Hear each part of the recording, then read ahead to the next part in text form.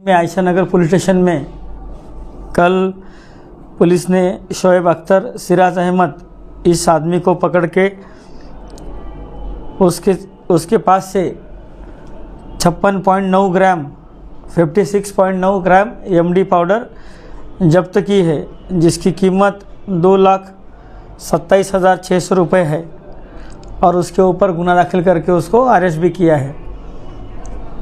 और इस वारदात के चलते हमने माजी में जो भी कार्रवाई की है उसकी भी थोड़ी मालूमात निकाली, तो हमको ऐसे ध्यान में आया कि एनडीपीएस कायदा के अंतर्गत सिटी डिवीज़न की हद्दी में 2022 साल में एक केस हुई थी।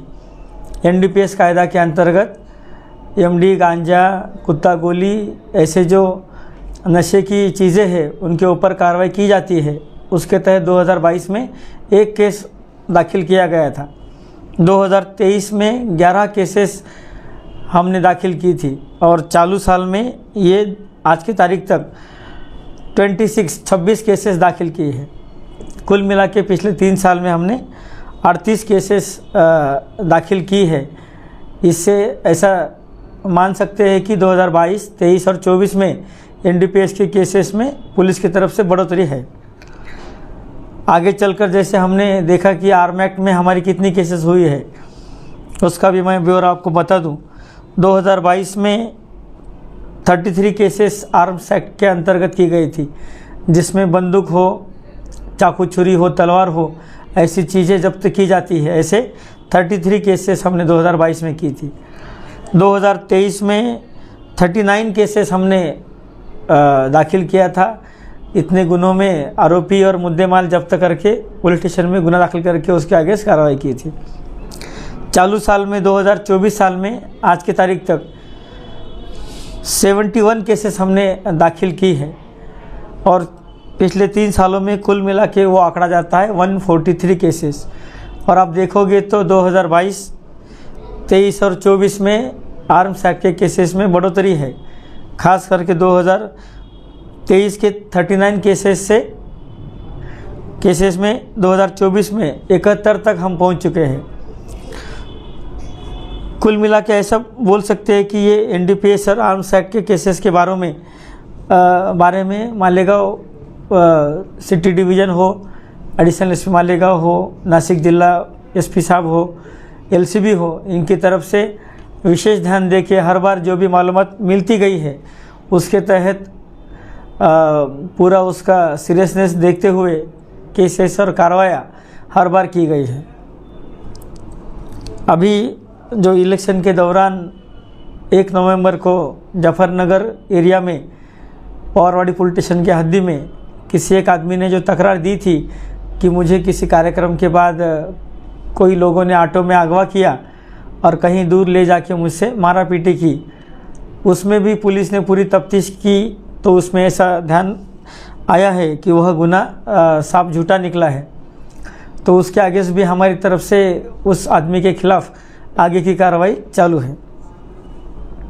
दूसरा एक प्रकरण था जिसके बारे में चर्चा हो रही थी कि आज़ाद नगर पुलिस स्टेशन में बड़ी मालेगांव स्कूल के सामने का जो एरिया है बागे महफूज, वहाँ पे भी गोलीबारी हुई थी। वो गोलीबारी के चलते भी उसका सीरियसनेस देखते हुए हमने तुरंत हमारे पूरे काफिले के साथ में हमारे सभी अधिकारी और अमलदारों ने तुरंत विजिट करके सभी पहलुओं को देखते हुए तपास शुरू कर दिया है।